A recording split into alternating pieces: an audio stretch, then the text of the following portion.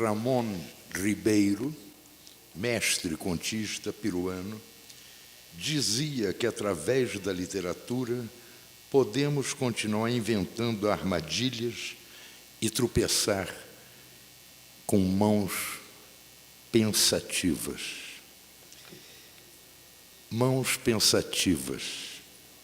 Isso fez com que um escritor das Ilhas Canárias, lá na Espanha, chamado Juan Cruz, chegasse à conclusão de que podemos classificar as mulheres entre as que têm e as que jamais terão mãos pensativas. Para mim ficou claro que mãos pensativas serão sempre de mulheres, algumas mulheres, porque também para isso dizem que serve a literatura, criar imagens que nos levam a conclusões únicas. Outro grande mestre, o contista guatemalteco Augusto Monterroso, tinha uma variante melancólica para explicar a si mesmo e ao mundo o que é a literatura e como é esse ofício nosso, o ofício de escrever. Dizia Monterroso, de um certo poeta mexicano: era triste e vulgar o que cantava, mas como era bela a canção que ele ouvia. Porque isso nos acontece com muita frequência. O escritor ouve na sua alma, na sua memória, uma canção bela, mas quando leva essa canção à realidade das palavras, muitas vezes sente que não conseguirá traduzir essa beleza. E ainda assim insistimos nessa busca alucinada. O colombiano Gabriel Garcia Marques, em uma de suas muitas declarações sobre o ofício de escrever, esclareceu: sempre me interessei por contar coisas que acontecem com as pessoas. Criar é tornar a criar a realidade. E o mexicano Juan Rulfo, mestre de mestres, dizia que na literatura é possível mentir, mas é proibido falsificar.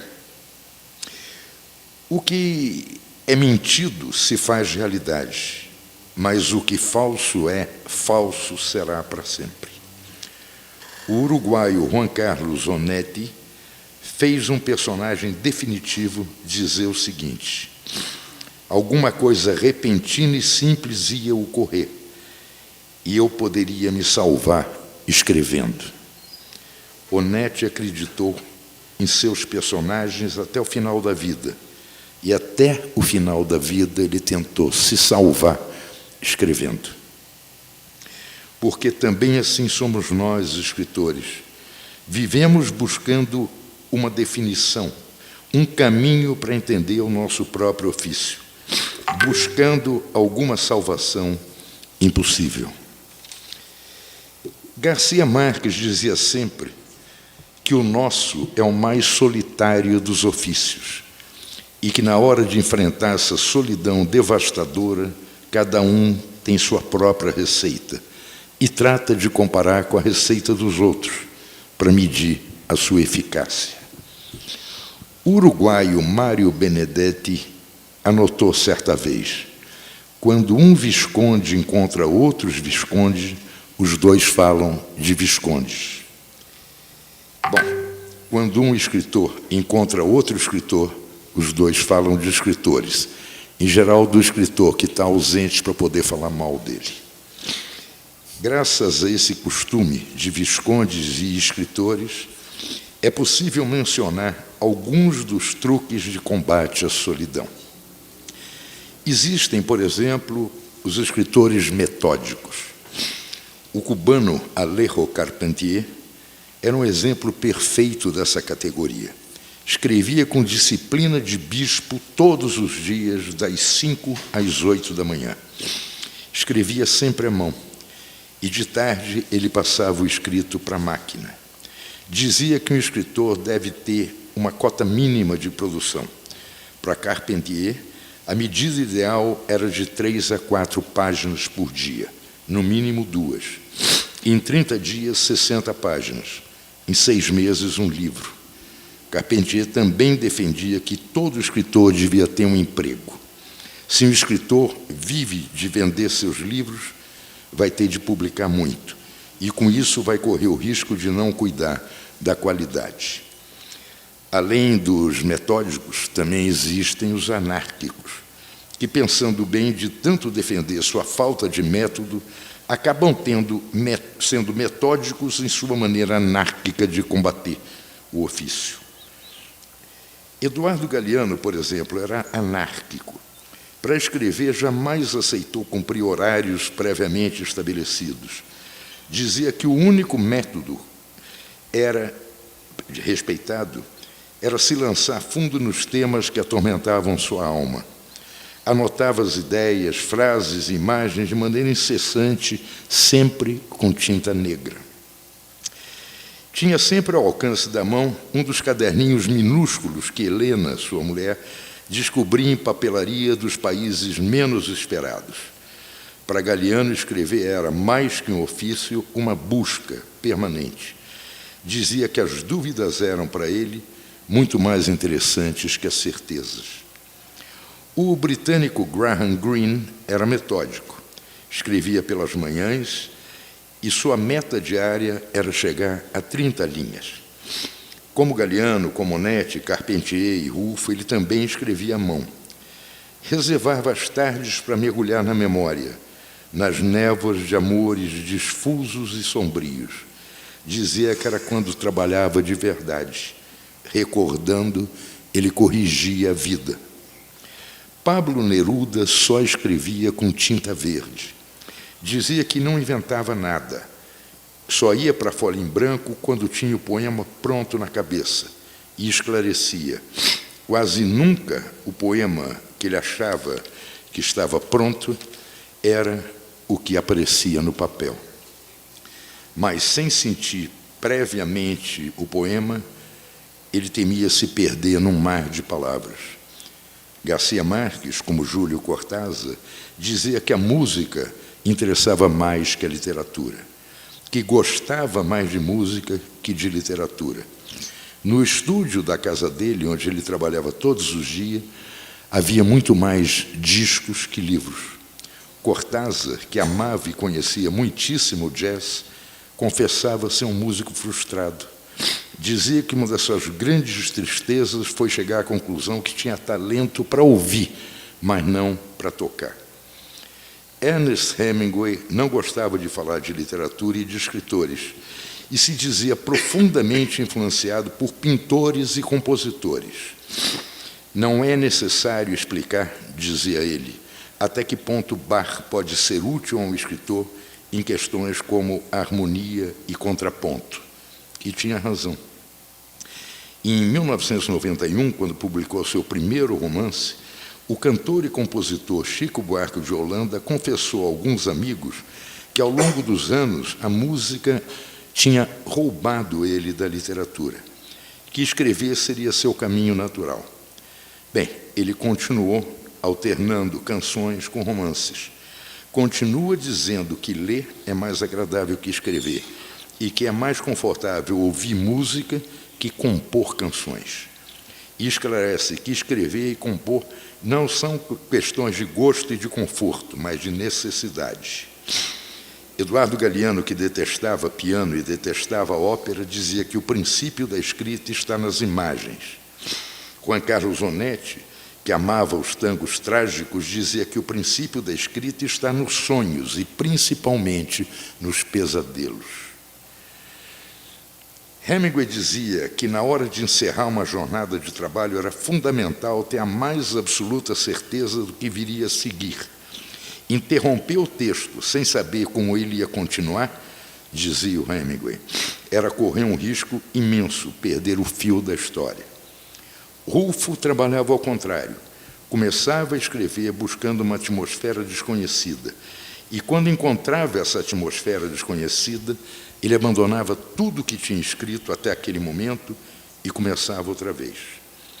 Juan Hellman, imenso poeta argentino, assegurava que escrever era o auge de uma obsessão. Primeiro, dizia ele, vem a ideia, uma imagem, a necessidade, um som qualquer. E isso fica lá dentro da gente, dando voltas e reviravoltas até se tornar uma obsessão. Quando essa obsessão encontra expressão, quando chega ao seu limite e explode, aí nasce o poema. Pois bem, agora que penso no assunto, vejo que nada disso tem tanta importância, a não ser, claro, para os escritores. Conforme disse o argentino Tomás Eloy Martínez, quando ele terminou de escrever um belíssimo livro chamado Santa Evita, nenhum dos rituais dos escritores mudou o curso da história da humanidade. E, no entanto, foi desses hábitos, dessas manias e dessas crenças que nasceram livros, poemas e frases que moveram o chão dos sentimentos de muita gente. Talvez o mundo continuasse igual se as páginas dos livros não existissem, mas a vida do homem não seria a mesma.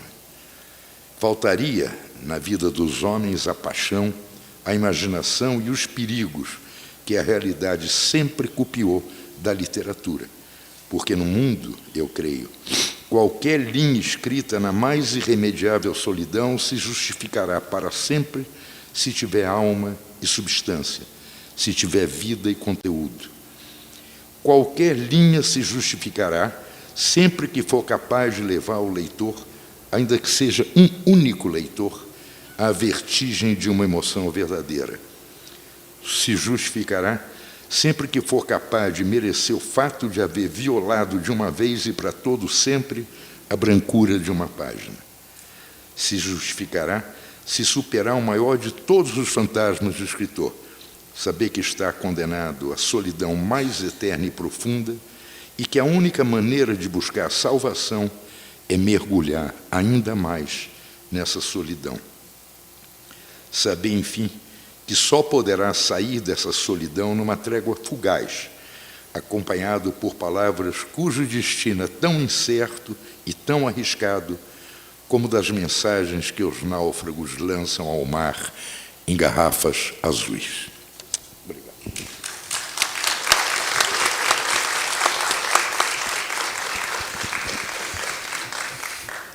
Bem, depois dessa lição ontológica sobre a literatura, né, sobre o escritor, o fazer literário, né, a gente percebe o quanto o Eric se aproxima do mundo literário hispano-americano pelos autores citados, né, e isso é muito importante na dimensão cultural e da possibilidade do diálogo entre Brasil e Hispanoamérica, né. Então, isso é muito interessante sob o ponto de vista de quebrar um pouquinho o Tratado de Tordesilhas, né, que por muitas vezes ainda persiste nesse momento, nessa paisagem do fazer literário, né. Eu conversando com o Eric, e foi muito prazerosa a conversa, e muito divertida também, nós ficamos conversando, eu, de certa forma, um pouco tímido, né, porque eu estava diante de um grande escritor, e eu contei uns episódios, como eu me aproximei da literatura, do fazer literário do Eric, né. Então, eu tive o privilégio de ser amigo do Caio Fernando Abreu, né, um autor que também é da geração do Eric, se não me engano, nasceram no mesmo ano, né? E um dia eu estava na casa do Caio e ele disse assim: Serginho, você tem que ler este livro aqui, que era Coisas do Mundo, né? Isso foi o Caio que, o Caio Fernando Abreu me presenteou com este livro, né? Você precisa conhecer, isso foi em 1994, né? Então eu comecei a ler justamente no que o Eric acabou de ler, essa questão do envolvimento do leitor, da alegria propiciada, da tristeza propiciada, e a partir de então eu me tornei leitor, né, do Eric, com muita alegria. Cheguei até a ministrar um curso na Faculdade de Letras, né, criei um curso de literatura contemporânea e li alguns contos do Eric, né? E essa Coisas do Mundo tem uma epígrafe, né, do Paulinho da Viola, né, que é um compositor, tem 3 epígrafes, e a primeira delas, as coisas estão no mundo, só que eu preciso aprender. Né?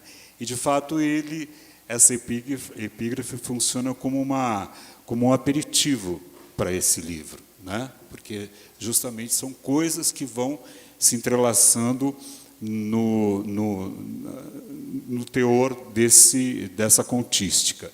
Depois, então, eu fui me aproximando do Eric, sob o ponto de vista enquanto leitor, né? E aí eu descobri o tradutor, né?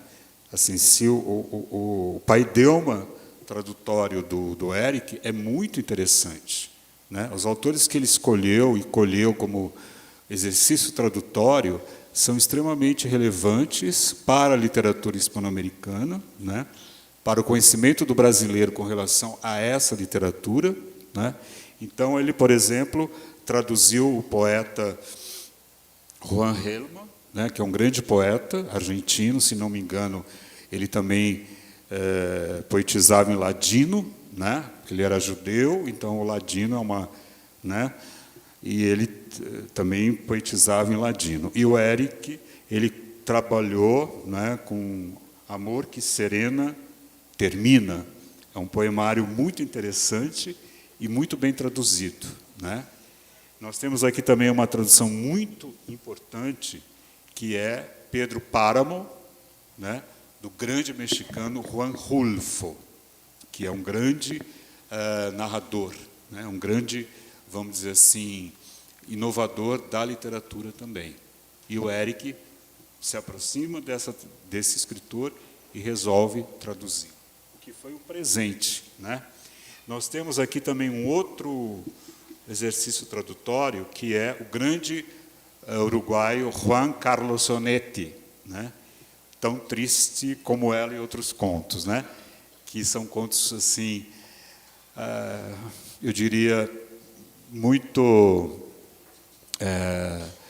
contemporâneos, muito modernos, e, de fato, as traduções são impecáveis, né? Porque eu tenho o hábito de comparar e eu percebo que tem uma qualidade tradutória muito rica, muito percussiente, muito detalhada, muito envolvida na proposta do autor. É como se ele se desdobrasse, né, no narrador e aí traduzisse. Então, isso é o exercício que eu considero muito importante.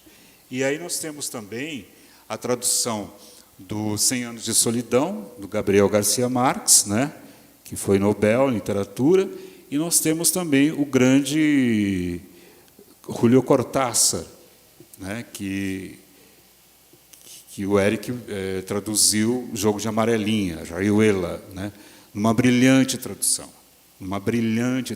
Eu comentei com o Eric que eu havia lido as anteriores, nós tivemos 2 traduções, me parece que a dele é a terceira, e realmente eu li Cortázar com o Eric. Né? Eu fui ler, eu já tinha lido o original, mas eu fui ler Cortázar com o Eric, porque quem conhece um pouquinho da literatura do Cortázar percebe as nuances, assim, as brincadeiras, as malandragens com as palavras, né? E o Eric, de fato, leu o Julio Cortázar para poder traduzir, e entrou no cerne do exercício do Julio Cortázar, né? Então, realmente, o Eric, assim, muito atento, né, a essas diretrizes, vamos dizer assim, inovadoras da literatura hispano-americana, né? E, como contista, eu fiquei, como eu disse, eu fiquei fã, fiquei absolutamente impactado com tudo que eu li, né? Fui lendo também, fui relendo, fui preparando aulas e etc. E para esse nosso encontro, eu resolvi reler, né? E nós separamos aqui 2 contos, né? Que é o Telefunken, que é um conto extraordinário, sobre o ponto de vista da linguagem, sobre o ponto de vista do desdobramento que o Eric conseguiu no universo infantil, né? Você pode me corrigir, tá? E aí existe esse desdobramento que é muito difícil, né? É muito difícil você entrar no universo infantil como parece, de fato, uma criança relatando uma experiência. A gente vai ouvir em seguida. E o outro conto foi o Sábado, que é o desdobramento de uma narradora, que é uma mulher. Então, outro aspecto muito também interessante sobre essa questão do feminino, né? Como é que o Eric lidou com essa questão do feminino, da dor, né, de uma mulher narrando a sua experiência amorosa, né? Então, de fato, a gente tem assim uma ideia muito inovadora do ponto de vista na literatura contemporânea, que é a literatura do Eric Nepomuceno, né? Então, eu não vou me alongar muito, porque eu teria muitos detalhes para contar, a gente vai depois conversar com ele, eu vou fazer umas questões. E agora, então, a gente vai ouvir, né, ou ver, como diria o Décio Pinhatari, a gente vai ouvir o conto Telefunken. Tá? Então, vamos ouvir, ou ver, né?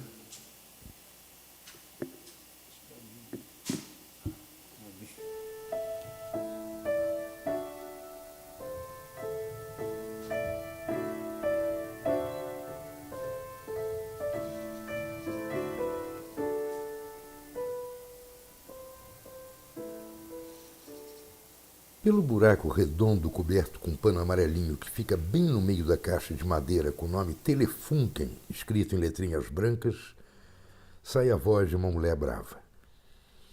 Tem de ser brava porque tem a voz fininha. A mãe tem voz fininha e vive brava. Essa gente que canta no rádio não muda de assunto. É sempre essa coisa de amor pra cá, amor pra lá, e não fala em outra coisa. E falam cantando, claro, porque são cantores e tudo. E tem uma porção de gente diferente. É fácil perceber isso porque as vozes são diferentes e porque eles cantam em uma porção de línguas. Outro dia mesmo tinha um homem gordo cantando em alemão. Eu sei que era alemão porque a mãe disse. E sei que era um homem gordo porque tinha um vozeirão, igualzinho ao Miguel Italiano, que é gordo. Mas acho que o Miguel Italiano não vai cantar no rádio nunca, porque eu nunca vi ele cantando. Acho que ele não deve gostar de cantar. Quando eu era pequeno, achava que dentro do rádio tinha uns homens e umas mulheres bem pequeninos e que a gente fazia a voz deles sair dando umas voltas no ponteiro. A gente, quando é pequeno, pensa numa porção de bobagens. Agora que eu cresci um pouco, quer dizer, que eu sou muito maior do que quando eu era pequeno, eu sei como é isso do rádio.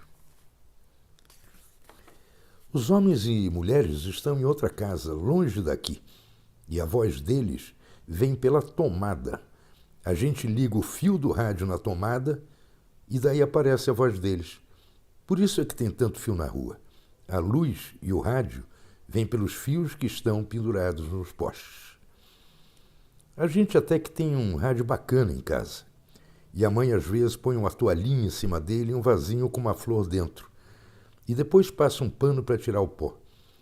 Quando eu crescer e tiver uma casa e uma mulher, vou logo pedir para ela cuidar bem do rádio, igual que a mãe. Eu vou querer um rádio parecido com o nosso. Só não quero de madeira escura. Vou querer um rádio branco. Não sei se isso é bom. Rádio branco deve ser que nem calça branca. Suja muito. Por isso, é melhor não deixar ninguém chegar perto do rádio. Eu vou gostar tanto do meu rádio que se minha mulher tiver um filho que nem minha mãe teve eu, vou dizer para ela não deixar ele mexer no rádio. A gente casando sempre pega filho. Quer dizer, a vizinha Eulália casou há muito tempo. Minha mãe disse outro dia, não sei para quem, que Eulália leva mais de 10 anos de casado. E eu nem tenho 10 anos ainda, por isso não sei quando ela casou. Mas 10 anos é muito. A vizinha Eulália não é mãe de ninguém. Vai ver que eu caso e minha mulher também não vira mãe de ninguém. Porque eu sei que se minha mulher virar mãe, eu morro depois de 2 meses. Aqui em casa aconteceu isso. Eu nasci e meu pai morreu 2 meses depois. A mãe vive falando para todo mundo que foi só eu nascer para o meu pai morrer. E diz também, quando fica brava, que eu sou um peste endiabrado.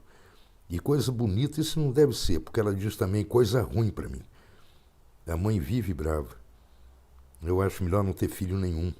Senão eu morro depois de 2 meses e minha mulher vai dizer coisa ruim para ele e ele vai ficar triste e não vai querer nem ouvir rádio nem nada. Porque eu gosto de ouvir rádio, mas de repente aparece uma mulher com voz fininha e eu lembro a mãe. E fico pensando que está cheio de gente de voz fininha pelo mundo. E deve tudo ser gente brava. O Ivan não tem rádio, mas o Ivan tem pai. Ele diz para mim que o pai tem voz grossa e conversa com ele, mas não é gordo. Eu acho que preferia ter pai do que ouvir rádio. Mas não sei direito, porque eu gosto tanto de ouvir rádio e de repente arranjava um pai bravo, daí não sei. O Ivan, quando vem aqui em casa, fica ouvindo rádio comigo. E ele sabe ler mais depressa e fala Telefunken mais depressa que eu. Quando eu casar, vou comprar um rádio branco e ficar ouvindo as histórias que contam de noite.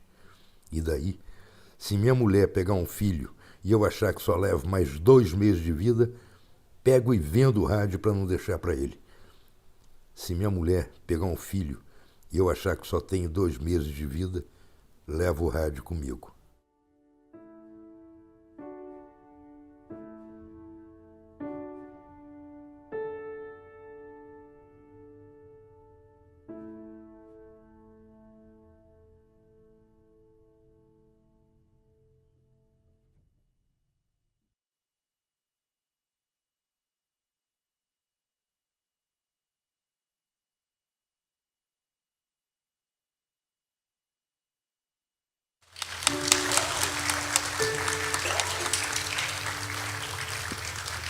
Bom, vocês viram que, né, a graça que tem esse conto, o jogo de palavras, né, a quebra de linearidade que também se concebe na narrativa.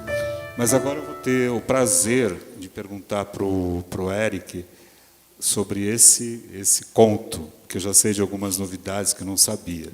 Então, Eric, como é que foi a escrita do Telefunken, né? Eu não tinha filho. Meu pai era físico e ouvia música direto. O rádio faz parte da memória da minha infância. Meu filho, que é quem gravou esse vídeo, o Nepomuceno Filmes é ele, e ele que bolou tudo. Eu costumo brincar dizendo que quando o Felipe nasceu, eu queria que ele fosse vice-presidente de vendas da Volkswagen para toda a América Latina, para me assegurar uma velhice digna. Aí ele virou cineasta, por fazer o quê, né?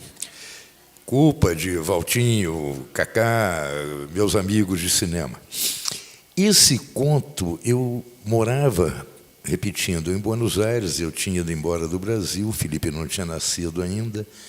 Me veio um dia na memória Telefunken, que era a rádio da minha avó paterna, minha avó Laura, que foi a pessoa mais importante na minha formação, mais importante. E eu fiquei lembrando do Telefunken, eu sentei na máquina de escrever, esse conto saiu blup inteiro. Foi o primeiro conto que eu escrevi na minha vida. E dos pouquíssimos contos que eu não mexi praticamente em nada. E uma coisa curiosa, ele foi publicado em castelhano, em Buenos Aires, antes de ser publicado no Brasil. Os meus 3 ou 4 primeiros livros foram publicados em castelhano, fora do Brasil. Eu, ouvindo agora, eu não me releio, eu não gosto de me reler, porque senão dá vontade de mexer e eu não posso mudar o que já está em livro. Tem muito autor que vai alterando. Eu nunca fiz isso. E a história é essa, quer dizer, eu hoje, ouvindo aqui de novo o Telefunken, É engraçado, né? Agora, eu acho tristíssimo esse conto. Todo mundo ri, eu acho de uma tristeza sem fim. Sei lá, as coisas são assim, né? Porque justamente trata da questão da morte do pai, existe uma certa ansiedade, né? Se eu também morrer 2 meses depois, né? Então, tem essa tristeza, né? Eu acho que a melancolia desse conto, minha mãe não tem voz fininha, é a solidão do garoto. Que quando escrevi, não pensei no tamanho da solidão desse menino, né? Que a mãe, voz fininha, o Ivan, que tem rádio e tem pai, quer dizer, mas enfim, é um conto que foi o primeiro, eu disse, isso me comove um pouco até hoje, que eu lembro como é que era a minha vida, como é que era Buenos Aires, como é que era não poder voltar para o Brasil, como é que a nostalgia vinha de tudo que é lado, e eu tinha 24 anos, né? Eu era garoto. É isso. Então, eu acho que traz, assim, se a gente lê detalhadamente, né, esse conto, de fato, tem a melancolia, tem a solidão, né? E talvez essa solidão fique assim brincada com o texto lido por ele, pelo Eric, né? Que é esse garoto que se percebe a única possibilidade é o Telefunken, né? Que é vamos dizer assim, um condutor existencial para uma série de comparações que ele vai realizando, vai pensando durante a leitura, né? Enquanto nós estamos lendo. Isso vai sendo trazido à tona desse universo infantil dessa personagem, né? Então, realmente, eu fiquei muito comovido e me identifiquei muito com essa criança também. Porque eu também tive um rádio, eu estava comentando, né? E eu tive um rádio eu não fui criado com televisão, eu fui criado com rádio. Meu pai era um homem que não gostava de televisão, tinha muitos livros, mas televisão nunca. Eu só fui ter televisão em 1970, a Colorado RQ. E eu tinha um rádio também, tinha umas válvulas, eu ficava vendo as válvulas, né? Então, realmente, era o único meio que eu tinha de entrar em sintonia com uma certa humanidade, né? Por isso que eu me identifiquei muito com esse conto e pedi para que então ele fosse assim a introdução da nossa conversa, né? Agora, como é que você vê a literatura hoje, né? Assim, em termos de você escritor, né? Como é que você percebe assim? Esse foi o seu primeiro conto. Não, foi o primeiro, depois vieram vários. Sim. É uma coisa engraçada. Eu tenho um querido amigo meu, 5 décadas de amizade, que é compositor. E quando ele começou a carreira dele, ele tinha um contrato, ele tinha de gravar um long play, o LP, que a gente chamava naquele tempo, por ano. E ele fazia uma canção por mês. Depois começou a fazer menos, LP com 10 músicas e tal. E hoje em dia ele leva 10 meses, 12 meses para terminar uma canção. Eu escrevia contos rápido. Meu primeiro livro, acho que eu demorei 1 ano para escrever. E agora mesmo faz uns 5, 6 anos que eu estou trabalhando num livro. Isso vai mudando. Eu nunca tive outro ofício na vida. Eu, desde os meus 16, 17 anos, vivo do que eu escrevo. E o ofício de escrever, para mim, tem 3 vertentes. A ficção, os contos que eu escrevo, não ficção, eu trabalhei muitos anos em jornal, e a terceira versão do meu ofício é trazer para o meu idioma o que os amigos escreveram no idioma deles. Como é que eu entendo a tradução?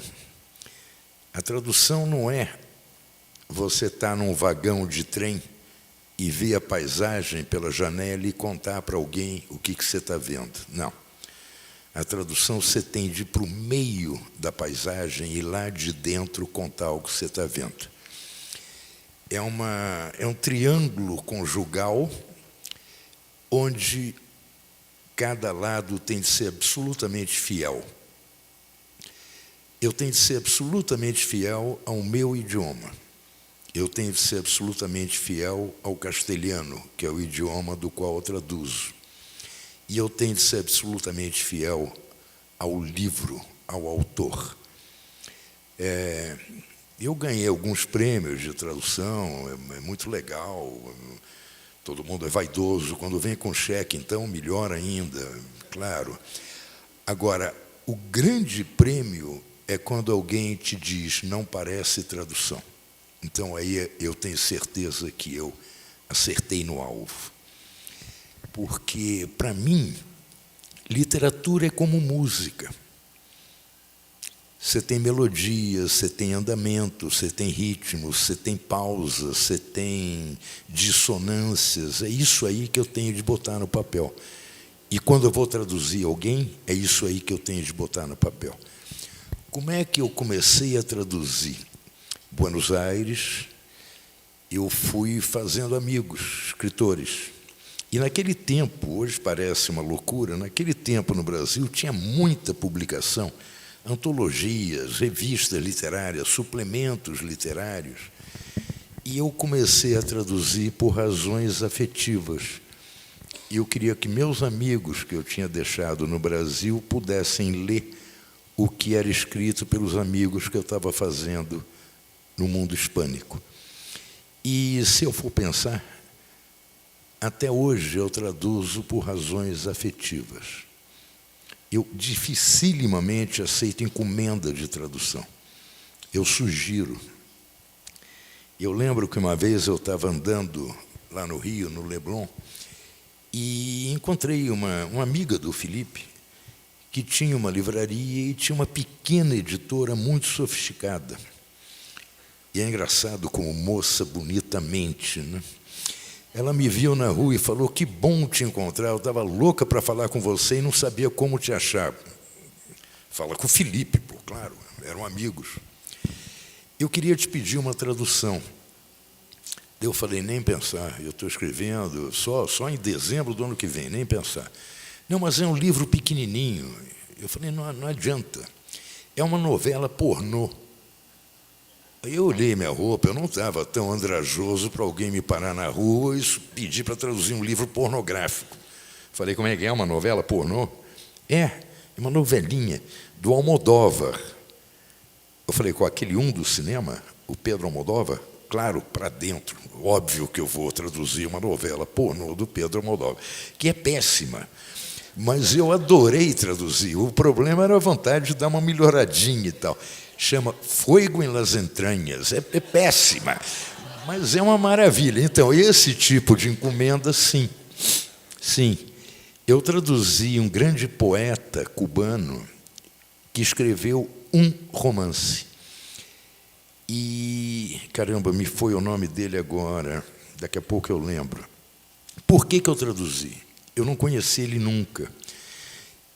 Ele era homossexual e Cuba reprimia muito os homossexuais. E cada vez que eu ia a Cuba, eu pedia para meus amigos que eu queria conhecer o poeta, que me escapa o nome. Não, ele está viajando, não, ele agora está doente, não isso, não aquilo. Mentira, não queria que eu fosse na casa de um poeta gay e descobrisse que Cuba tinha um grande poeta que era homossexual. Eu um dia propus para um editor traduzir um romance dele, poesia não. Então, por exemplo, eu não conhecia, não era meu amigo, eu nunca vi. Oi? Não, Reinaldo Arenas, de jeito nenhum, esse não. Era um cubano que nunca saiu de Cuba, nunca traiu a Revolução. E é isso. E já que eu falei em poema, eu traduzi 2 livros de poemas, porque dizem, eu não sei se é verdade, que o William Faulkner dizia que talentoso é quem escreve conto. Em segundo lugar, quem escreve romance. E aí perguntaram para ele, e a poesia? A poesia está acima de qualquer literatura. E eu concordo. Eu traduzi o Juan Hellman, que era meu irmão da alma, e que tem poemas demolidores, a começar esse que dá título ao livro, que é uma pergunta que depois que eu li esse poema eu me faço até hoje. Amor que serena termina? Eu não tenho resposta. Eu não tenho resposta. E o outro foi um grande poeta chileno, Gonzalo Rojas, que eu também não conheci, porém, um fraterno amigo meu chileno, que era embaixador aqui no Brasil, não do Pinochet, claro, embaixador agora, me propôs traduzir. E eu não podia dizer não para o meu amigo. Então, eu continuo com esse critério, que não é um critério profissional. Eu não sou um tradutor profissional, traduzo o que eu quero. Eu retraduzi obras que já tinham sido traduzidas, mas eu não tinha lido em português. E, por exemplo, 100 Anos de Solidão, o Garcia Marques vivia me pedindo, faz uma tradução, a tradução que tem é muito ruim. Por exemplo, tem asterisco e pé de página para explicar, e tem lá uma planta criada pela imaginação do Gabriel Garcia Marques. Era uma planta que estava no quintal da casa dele, quer dizer, não criada pela imaginação, coisa nenhuma. Aí eu retraduzi sem ler. O Rulfo me pediu a vida inteira, ele escreveu 2 livros. O Rulfo era outro fraterno amigo meu, queridíssimo amigo meu.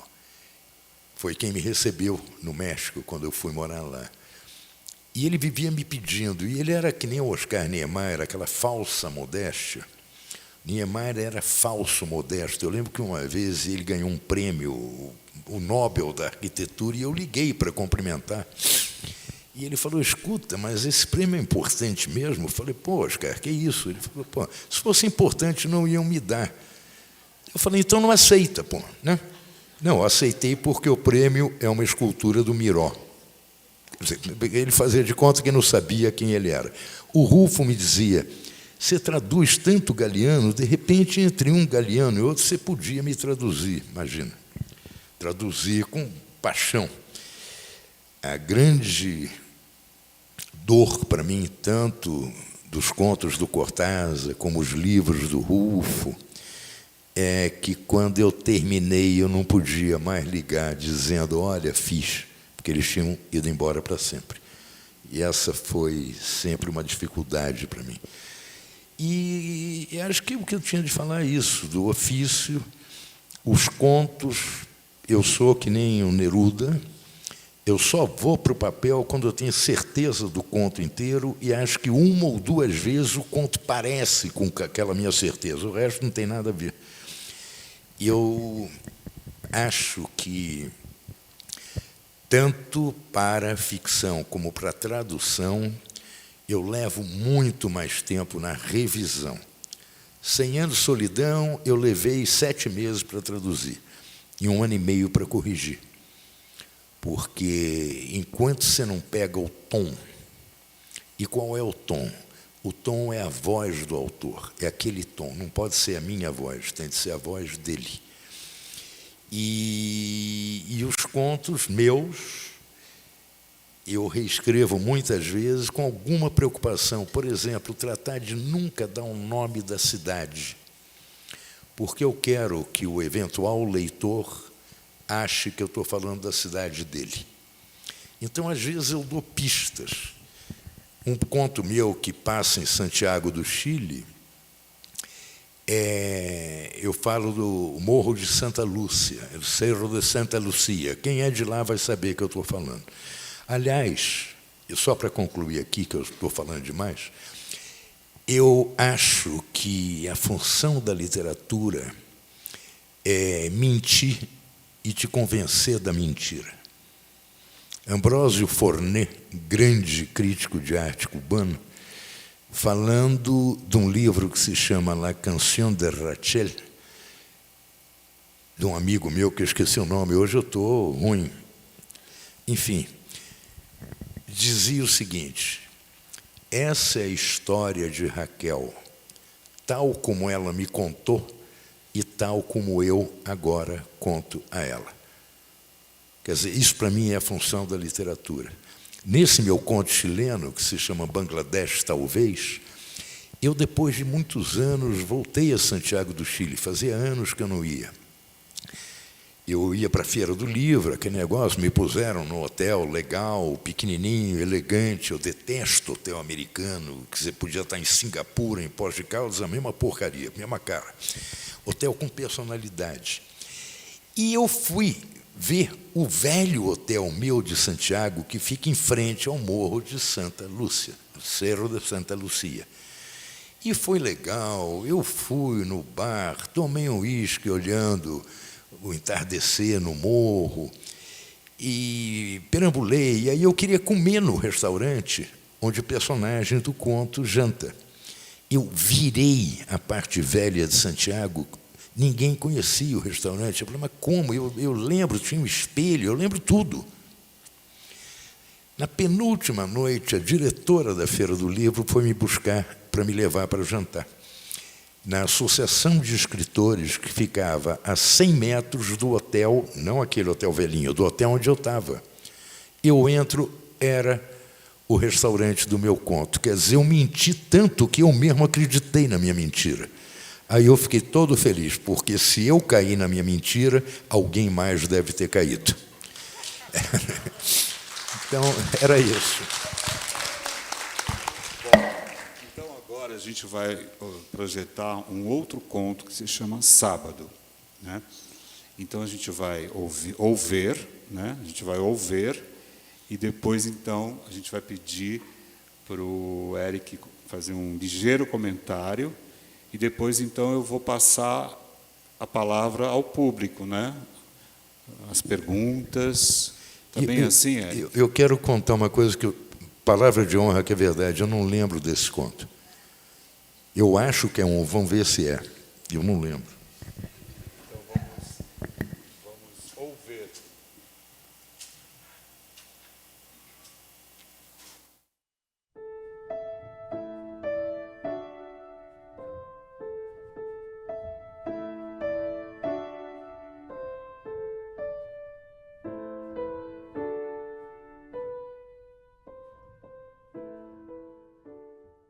Foram meses, muitos meses, e eu pensava que, se assim tinha de ser, a melhor coisa era entender e esperar.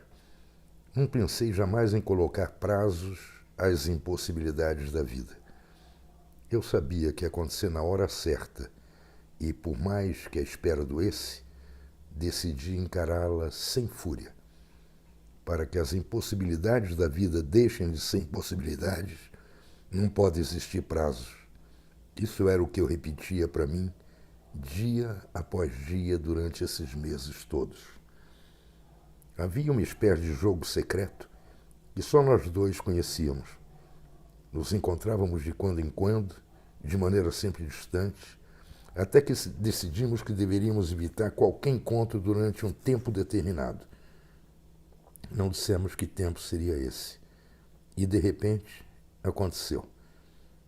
Tocou, telefonou uma noite, pouco mais de um ano, e disse: precisamos conversar, definir tudo. E eu pensei, definir o quê? Se já está tudo definido.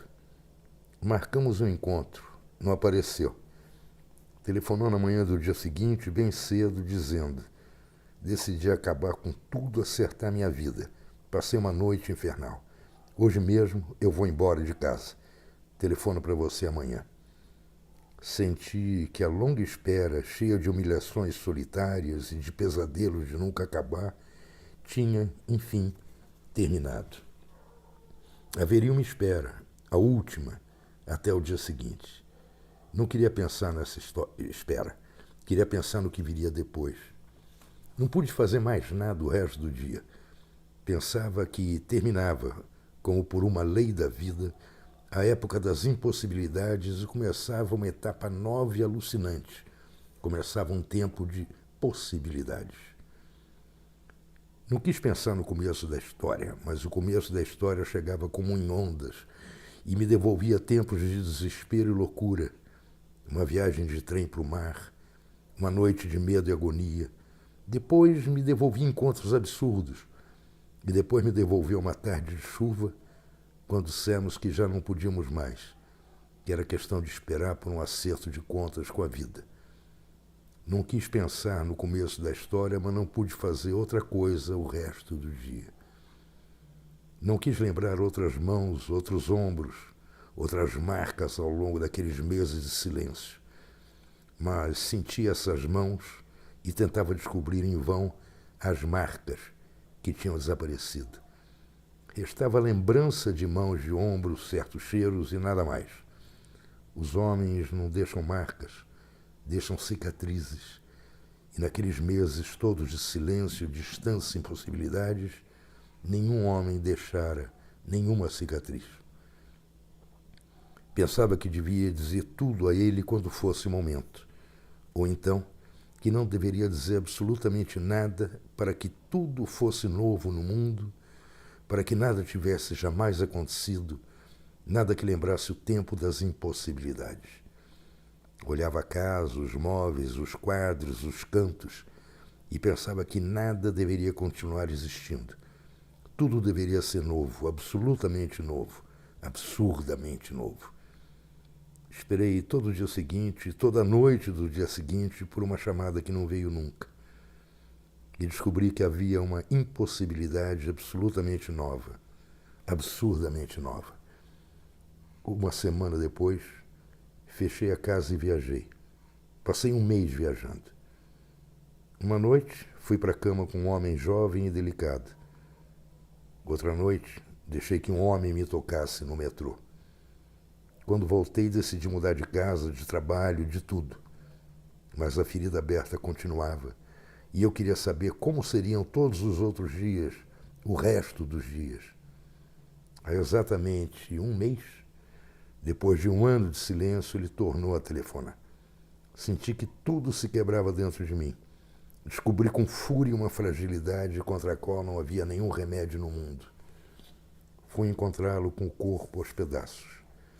Estava no saguão do hotel onde se hospedara. Levantou-se quando entrei. Achei-o amansado, como se tivesse perdido aquele ar de felino pronto para o bote, aquela coisa nervosa que sempre existira em cada movimento que fazia. Achei-o também um pouco mais magro. Ficou olhando para mim em silêncio. Me perguntou se não queria ir ao bar antes de sairmos para jantar. Fomos ao bar e ele continuou impondo um silêncio sem fim enquanto não deixava de olhar para cada centímetro do meu rosto. Enfim falou. Eu vivo sozinho há um ano. Passei quase um ano fora do país. Cheguei há uma semana, levei 3 dias procurando seu novo endereço. Tudo mudou como eu queria que mudasse. Foi difícil, foi duro, mas agora tudo é outra coisa. E eu comecei a sentir um cansaço desconhecido, uma espécie de aborrecimento. E quando ele tocou meu braço, senti uma espécie de arrepio, um mal-estar inesperado. E descobri que já não, que nunca mais. Olhava para ele, adivinhava seu corpo magro e sentia que já não havia nada, que jamais haveria nada. Este é o vazio que jamais poderei contar como é, o fim de alguma coisa que não aconteceu nunca. Fui embora sem dizer adeus, sem nenhuma despedida. Ninguém consegue se despedir do que não existe. Ontem foi sábado e eu fui ao estúdio de um pintor amargo que passou esse quadrinho escuro e feio que está ao lado do relógio na parede da sala. Achei que talvez a única coisa capaz de me devolver ao absurdo da vida seria o absurdo da morte. Pensei que poderia tentar algo absurdamente novo e perverso, uma espécie de castigo malvado. Deitei-me no sofá e adormeci. Quando acordei, ele estava sentado ao meu lado, com a mão repousando em meu ventre. Olhei-o e ele me disse uma coisa que não entendi. Não repetiu o que disse. Me vesti, saí e descobri que nunca mais. Ontem foi sábado e hoje acordei perguntando o que a vida vai fazer de mim.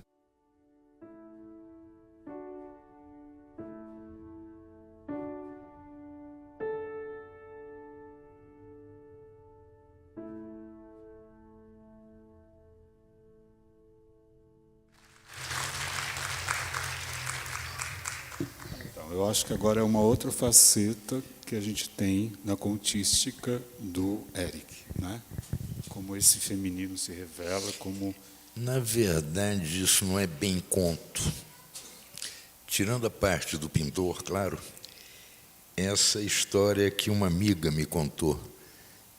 Uma amiga de muitos anos me contou de como é que tinha sido a separação dela, que ela não sentiu nada. Achou que ia desmoronar e não sentiu nada. Então, a partir da história dessa minha amiga, eu inventei todo o resto. E quando eu mostrei o conto para ela, ela perguntou assim, por que eu não fiquei com o pintor? Então, eu consegui enganar ela também. Eu acho que é exatamente, né, a questão do... No meu entendimento, né, eu não sou escritor, mas no meu entendimento é exatamente esse, né? O Eric fisgou essa história dessa amiga, né, dessa separação, mentiu e criou ou mentiu, né? Então esse é talvez seja o olhar de um escritor com um dado empírico, vamos dizer assim, né? E aí trouxe toda essa discussão, né, desse não sentir nada, de uma separação, né? Porque o comum é você se descabelar né? É como aquela música do Arnaldo, Socorro, não estou sentindo nada, né? Que é da Alice Ruiz, né? Então esse texto traz, esse conto traz essa, vamos dizer assim, essa novidade afetiva, né? Ou esse estranhamento afetivo, melhor dizendo, né? Então eu acho que é o momento oportuno de a gente, se o Eric permitir, a gente passar então as perguntas, né? Eu queria explicar para vocês que a Gisele, que me convidou e me trouxe aqui, não me paga um tostão para eu falar. Ela me paga por resposta. E como eu estou com fome, eu vou querer jantar mais tarde, eu queria pedir, por favor, perguntas. Então, tá bom. Pessoal, ai, Eric, alguém gostaria de fazer uma pergunta? Professor Wellington, gostaria?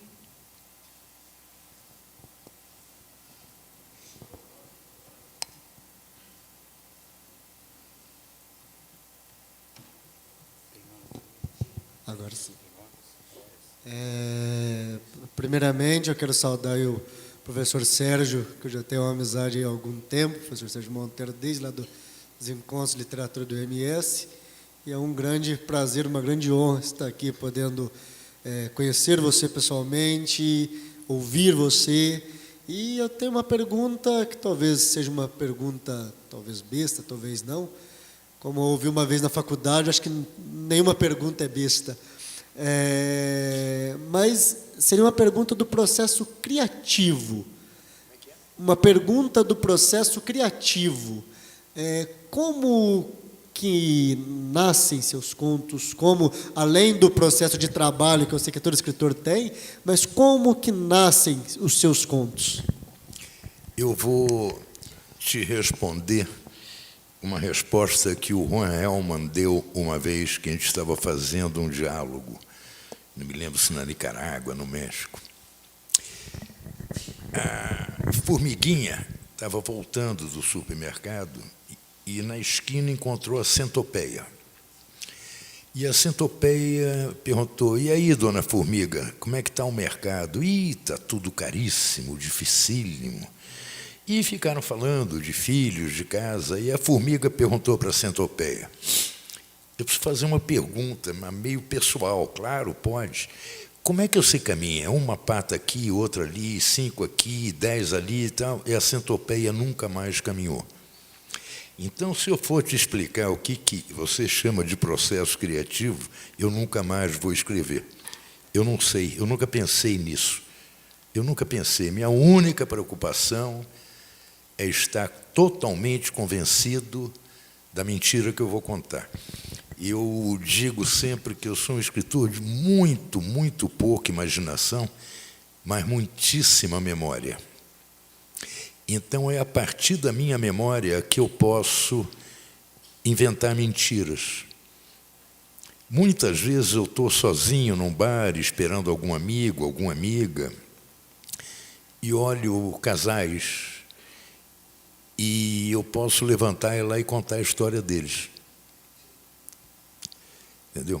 Agora, se eu não ver o casal, eu não tenho imaginação para criar um casal. É que a partir de eu ver uma pessoa, eu vou buscar na minha memória quem é aquela pessoa, para poder inventar essa pessoa. Não sei se estou sendo claro. É isso.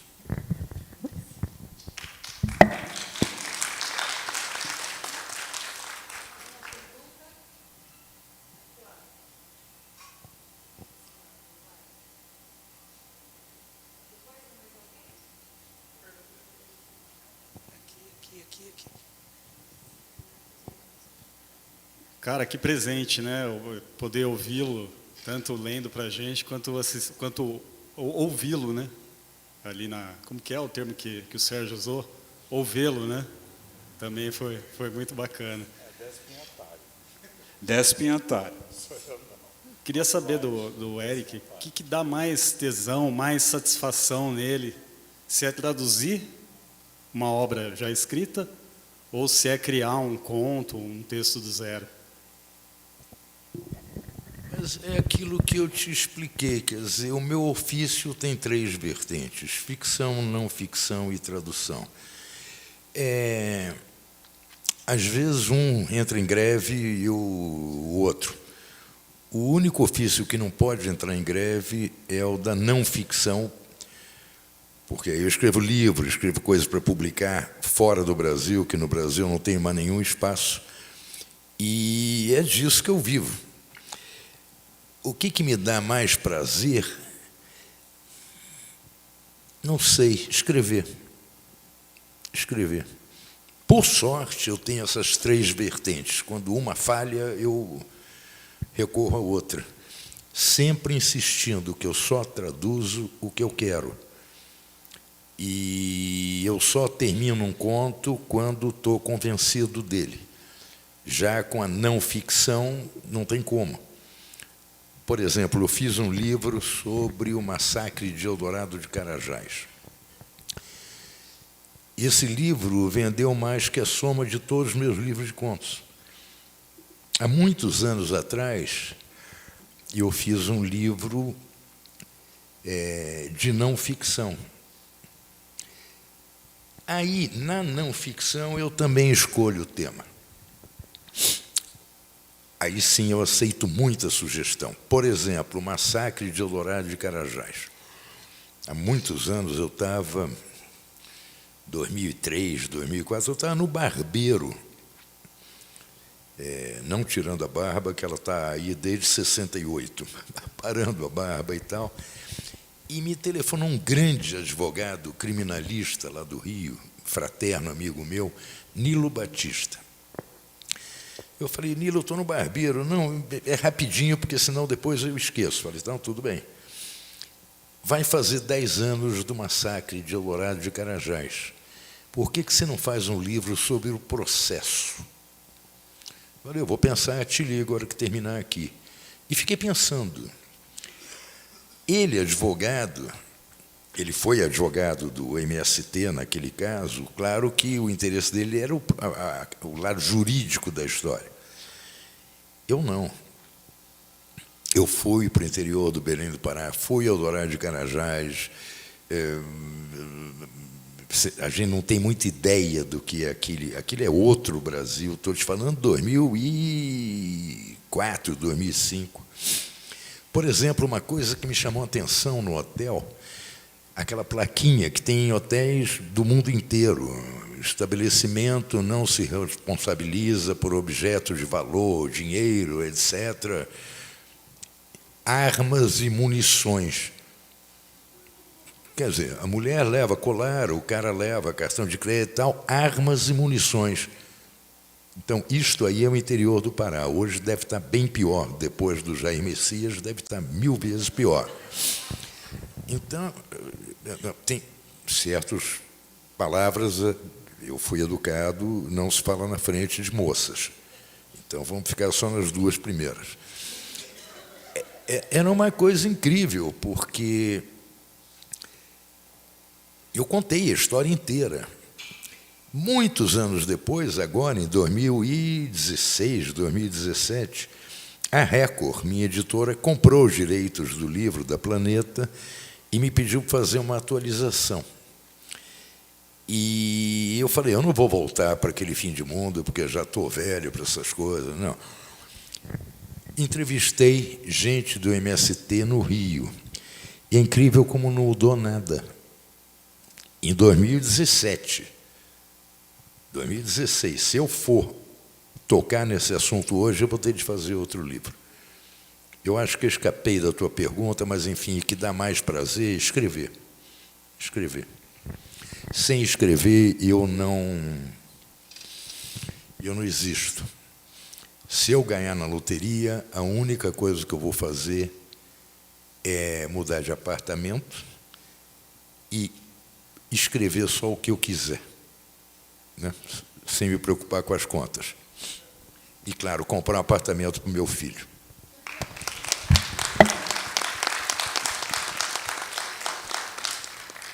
Éric, boa tarde. Aqui, do lado dele. Aqui, do lado. No prefácio do Pedro Páramo, você cita que na edição das obras completas dele no México tem muito mais páginas de análise do que as obras dele em si, porque ele escreveu pouquíssima, né? Nesse tempo que você conviveu com ele, você trocou muitas cartas com ele? Tem esse registro epistolar do Rulfo que esteja publicado?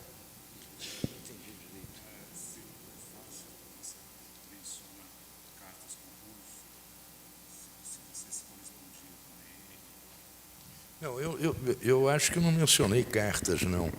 Não menciona, por isso que eu estou perguntando. Ah, tá. Eu vou te contar como é que a gente conheceu o Rulfo.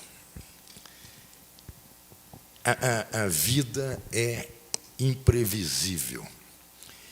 Eu nunca procurei ninguém, ainda mais um gigante do tamanho do Rulfo. Mas quando eu cheguei em Buenos Aires, um amigo meu, Fernando Gasparian, me pediu para levar um envelope.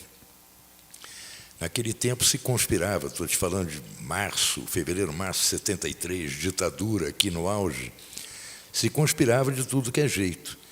Eu fui embora do Brasil de navio, porque o controle era menor do que em avião. Um cruzeiro desses de milionário, minha companheira e eu, Marta e eu, vamos embora. Tudo bem. Chega lá, eu levo um envelope para um jornalista uruguaio, que lê e me comenta coisas que eu, jornalista, não sabia que acontecia no Brasil, porque a censura aqui, vocês não têm ideia do que era. Vocês não têm ideia. Tinha um policial na redação. Eu terminava meu texto, passava para o meu editor, que às vezes mandava corrigir, às vezes não, ia para o secretário de redação, que aprovava ou reprovava, e ia para o policial. Eu, por exemplo, não podia escrever sobre Chico Buarque de Holanda. O que eu escrevesse era vetado. Eu lembro que uma vez eu fiz um texto acabando com a vida do Chico, mas acabando, que era canalha, mentiroso, que havia suspeita que ele fosse filho bastardo e tal, da Memélia, da Maria Amélia, imagina, que fazia sopa de ervilha para mim. Acabei com a vida do Chico. Foi proibido, porque era eu escrevendo sobre o Chico. Ele tem esse texto até hoje, morre de rir. Quer dizer, então, nesse nível, era impossível. Então, eu fui embora para Buenos Aires. E conheci, graças ao Gasparian, levei o material para um jornalista uruguaio, que, quando acabou a conversa, ele falou, escuta, eu estou indo ver um compatriota meu que vai lançar uma revista cultural. Vamos lá que, de repente, tem alguma boca para você. E eu fui, e era o Eduardo Galeano, que eu não conhecia. Fiquei conhecendo aí, e o Galeano, muito rapidamente, no terceiro, quarto encontro, me adotou como irmão menor. E ele dirigia uma revista que chamava Crises, Crise em castelhano, que foi uma revista tão revolucionária que nunca mais houve nada igual na América Latina inteira. E era o Galiano, as veias abertas da América Latina, a revista Crise e tal. Buenos Aires era um centro nervoso, cultural. Então, eu lembro do Galiano me ligar e dizer assim, escuta, que hora você vai para casa hoje? Eu falei, lá para 5, 6. Então, legal, passa aqui que eu quero vamos tomar um café com o Mário. Eu ia, era o Mário Benedetti. Escuta, vem aqui que o Augusto vai passar. Eu ia, era o Rua Bastos. Então, foi assim que eu fui conhecendo todo mundo. Uma noite ele me disse, no Café Ramos, às 7h30. Eu fui, o Café Ramos era o café da esquerda, o café onde a gente se encontrava, ficava em frente ao Café La Paz, que é onde iam as moças mais lindas de Buenos Aires. O Ramos era um café de cafajeste. Eu lembro uma noite, entrou uma moça de uma beleza solar no Ramos, todo mundo, o Helman, Soriano, Galiano, eu, Gago, ela olhou, tinha se enganado de café, todo mundo achando que ela ia ficar no Café Ramos, e a musa eterna, não, foi embora. Então, era assim, eu fui para o Café Ramos e o Galiano me levou, junto com Oswaldo Soriano, um grande escritor que o Brasil insiste em desconhecer, para conhecer o Cortázar. As coisas eram assim, as coisas fluíam. E uma noite, o presidente mexicano López Portillo, não era o López Portillo, Echeverría, foi fazer uma visita formal ao general Perón, presidente da Argentina, levando um avião com 180 intelectuais. A gente morria de rir. O Galiano dizia, eu achei que na América Latina inteira não tem 180 intelectuais, o México está trazendo 180. O único que interessava a gente era o Rulfo. O resto, dane-se. Rulfo sempre foi um mito para mim, para o Galiano, para meio mundo. Então, tinha o jantar dos presidentes, as coisas da vida. O Galiano, como diretor da Crises, tinha direito a 2 convites. O Helman, como secretário de redação da Crises, tinha direito a 1 convite. Então, foi o Galiano, com a namorada dele, o Juan, com a namorada dele, eu, com a Marta, o Oswaldo Soriano, éramos 7, na base de ou entra um, não entra nenhum. Todos para ver o Rulfo. E a gente está subindo aquela escadaria de mármore, aquela coisa infinita, e eu olho, numa coluna, tem um cara baixinho de terno fumando. Eu falei, Eduardo, era o Rulfo, que conhecia a revista, sabia quem era o Galiano, tinha uma ideia de quem era o Helman, e quando o Eduardo me apresentou para ele como Éric Nepomuceno, ele falou assim, Nepomuceno, eu falei, somos primos. Porque no mundo hispânico, San Juan Nepomuceno é que nem João Batista, se chama Juan Nepomuceno Pereira, Nepomuceno não é sobrenome. E aquilo foi muito engraçado, e a gente ali conversando e fumando, e todo mundo entrando, olha, Eduardo, perdão, pero espera Rulfo em sua mesa. Aí uma hora o Rulfo virou e falou assim, escuta, não tem mais lugar na minha mesa para mim, porque todo mundo ia para a mesa dele, ninguém reconhecia ele ali. Não tinha televisão, essas coisas na época. Me levem para jantar. Então, nós fomos jantar com o Rulfo. No dia seguinte, fomos tomar café da manhã com o Rulfo. E um tempo, 2, 3 anos depois, eu estava em Caracas e ele estava fazendo uma leitura. Ele não fazia conferência, nada disso. Ele lia as coisas dele. E eu fui ver, e depois eu quis cumprimentar. E aí não podia, segurança e tal. Eu falei, diz que o primo brasileiro dele está aqui. Mas, como, senhor? Só vai lá e diz para o mestre Juan Nepomuceno Rulfo que o primo brasileiro dele está aqui. E ele mandou me chamar. Um tempo depois, nós fomos para Veneza, Galiano em Barcelona, eu em Madrid, e o Rulfo veio do México porque era um encontro do exílio latino-americano. E o Rulfo era a grande figura do encontro, embora não fosse exilado. E puseram a gente, Marta e eu, num hotel na beira de um canal, aquelas coisas de Veneza que são indescritíveis, num quarto enorme, com terraço, pintura no teto, uma maravilha. E o Rufo no mesmo hotel. E a gente se encontrava, e ele no térreo, num quartinho pequenininho, tímido. Claro, confundiram de Nepomuceno. O quarto que deram para mim era o reservado para ele. E eu achei essa confusão esplêndida. Aí a gente ficou 4, 5 dias juntos, conversando o tempo inteiro, e 1 ano depois eu fui morar no México, e a primeira pessoa que eu procurei foi ele, que me abrigou, foi quem me recebeu, e a gente, durante anos e anos, tinha toda quarta-feira, às 5 da tarde, um encontro na cafeteria da livraria El Ágora, para fumar, tomar café e conversar.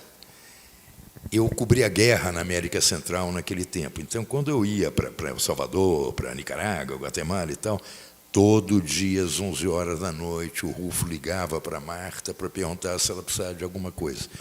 Então, nossa relação era essa, uma relação de pai e filho. Foi muito legal, sabe? Eu não tenho outra. Foi muito mágico a convivência com ele. Ele já não escrevia mais. Então, ele me contava histórias. Era tudo mentira, mas ele contava em capítulos. Eu lembro uma história que ele me contou, que ele me disse, eu nunca comentei com você, eu vou pedir reserva, não comenta com ninguém. Eu tenho uma amante argentina.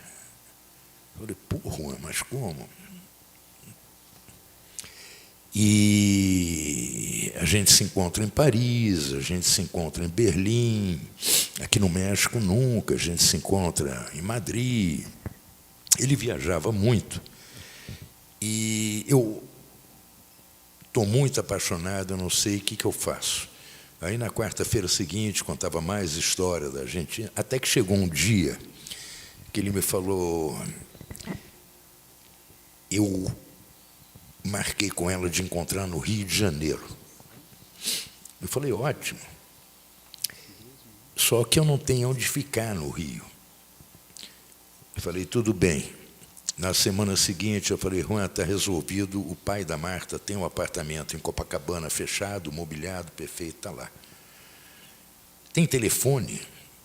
Eu falei, não tem telefone. Eu não sei se vocês são muito jovens, telefone no Brasil era um negócio que custava tanto dinheiro que deixava em testamento. Meu pai deixou uma linha de telefone para cada um dos 5 filhos e 2 para a mamãe. Aí eu consegui alugar um telefone. Outra semana, eu deixei todo o meu dinheiro com a minha mulher e meus filhos. Eu falei, tudo bem. Outra semana, liguei para o Darcy, ele conseguiu um posto para você na Universidade Estadual do Rio, Darcy Ribeiro. Você tem de ir lá uma vez por semana fazer o que você quiser. Ler, outra semana, eu preciso de carro, como é que eu vou e volto? Ah, não, e você vai ganhar $2.500 por mês, que na época era um dinheirão. O Darcy vai botar um carro com motorista. E não tinha mais o que. Então, ele marcou o dia em que ele ia pegar um voo no México, vir para o Rio, ficar no Hotel do Galeão, que eu reservei para ele, um apartamento, para esperar a moça que vinha da Argentina. E me pediu para levar ele no aeroporto. Eu falei, claro, marcamos um almoço, eu fui super pontual, ele já estava lá. Eu tenho mania de horário, ele já estava lá. Barba por fazer, um paletó meio decaído, sem gravata, ele era elegantésimo, tomando uma sopa. Aí eu cheguei e falei, aí, Ronita e tal. Ela ligou ontem à noite. Eu falei, e? Não vai mais, porque a mãe está doente, ela não quer deixar a mãe sozinha. Minha vida acabou. Claro que era tudo mentira. Era o conto que ele não escrevia. Nem eu liguei para Darcy, nem coisa nenhuma. Era tudo absolutamente mentira, da minha parte e da dele. Entendeu? Claro. Eu sabia que era mentira. Até que ele não tinha mais desculpa nenhuma. Aluguei um telefone, pô. Que mais? Então é isso. Reservei suíte no Hotel do Galeão, que eu nem sei se tem hotel, pô.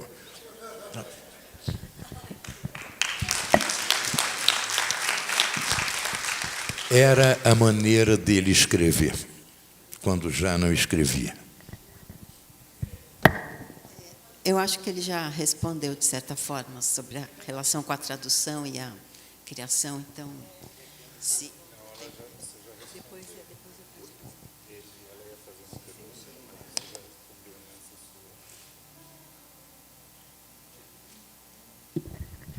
Eu vou insistir nesse negócio de que eu sou pago por resposta, e eu esqueci que eu convidei o Sérgio para jantar, eu estou duro, então eu preciso de mais perguntas.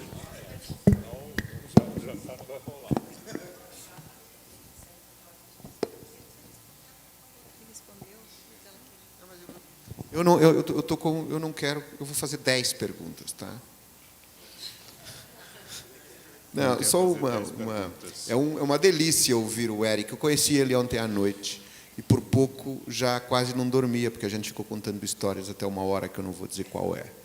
Mas eu também nunca vi uma palestra onde tanta gente conhecida, tanto nome, tanta história, tanta vida, tanto tudo aí em cima. Então eu estou meio esmagado. E então eu tomei essa decisão de fazer assim. Bem, eu fiquei tomando cerveja com ele ontem atrás, 4 da manhã, e eu hoje vejo ele em cima do palco, e agora eu não sei o que eu vou fazer. Mas eu decidi perguntar, por conta de tanta vida, e eu lembro um livro do Garcia Marques, que não é nem um livro importante dele, mas que era Viver para Contá-la. E o que eu ouço de te ouvir é essa vida, essa fúria de que é preciso tê-la para contá-la e para inventá-la. E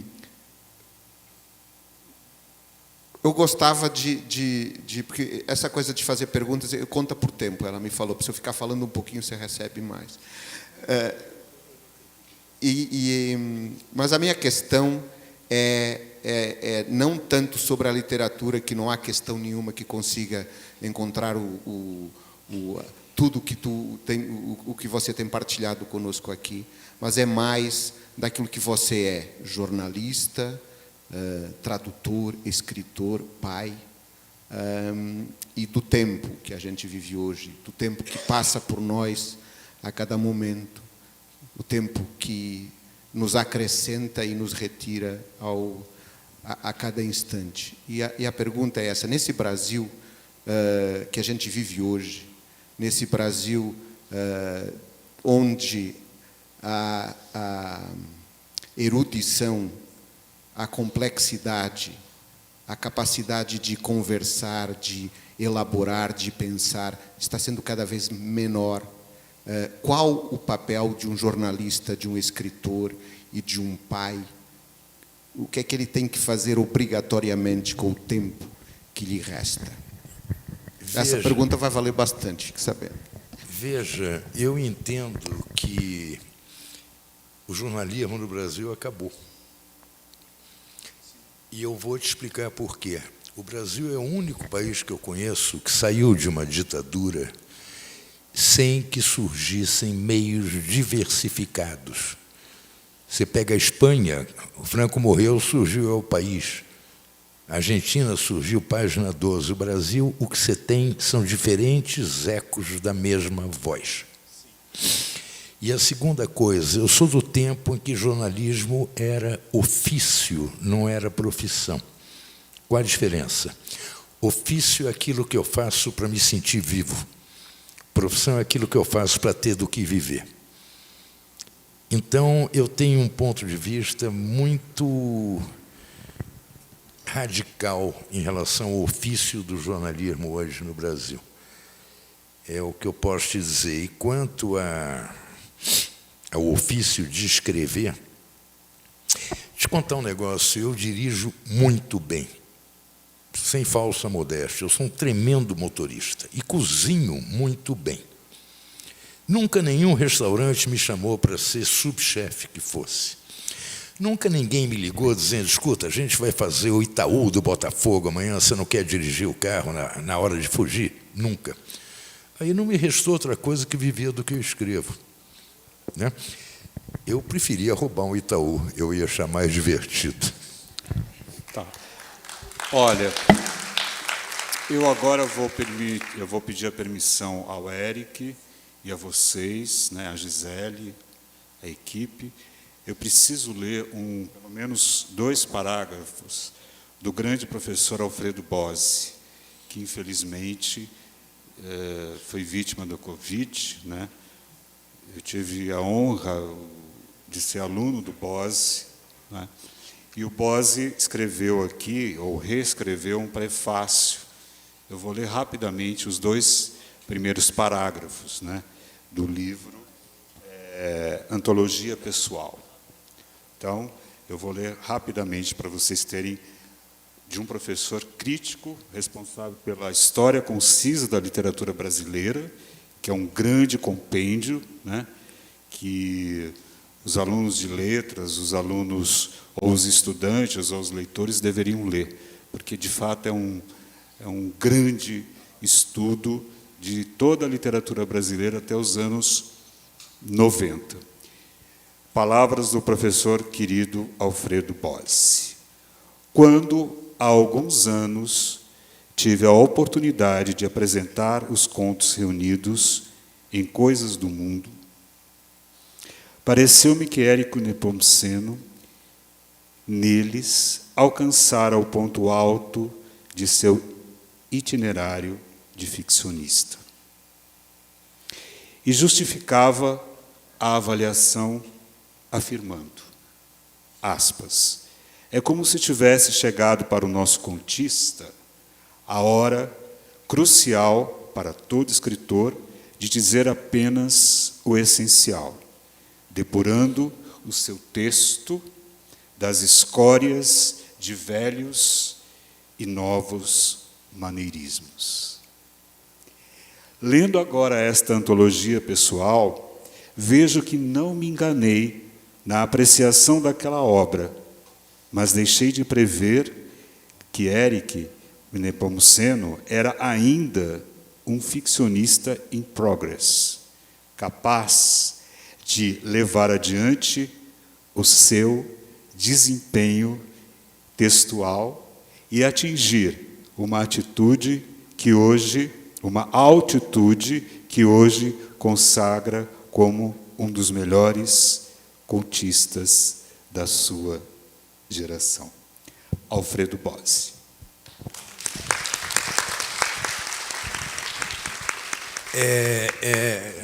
Eu quero lembrar 2 coisas. O Bozzi era muito meu amigo. E eu levei ele para jantar. E paguei o jantar. Aí veio esse prefácio. Ai, Éric, olha, tem nem palavras da riqueza e do momento tão emocionante tê-lo aqui conosco.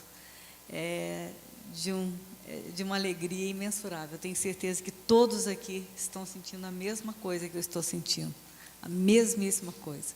Da emoção, do momento histórico, de você estar em Poços de Caldas no dia de hoje, nos dando a sua presença, que é mágica aqui, é transcendental. Muito obrigado. Muito obrigada mesmo.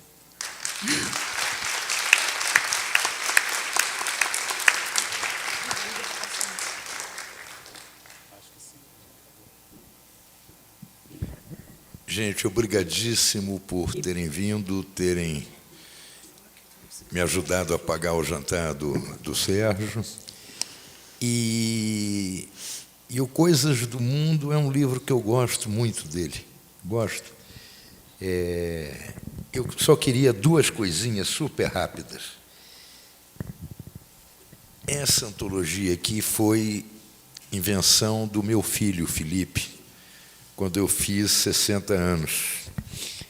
E eu usei como epígrafe um trechinho de um poema do Cortázar, que ele uma vez me deu num cartãozinho manuscrito.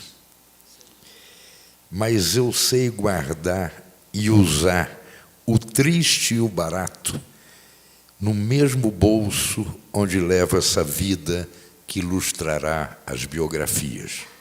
Isso eu acho de uma beleza, e eu queria tanto saber guardar e usar o triste e o barato. Enquanto eu não consigo, foi uma alegria ter vocês. Muito obrigado. Olha, agora os livros estão sendo vendidos aqui, mas tem uma homenagem muito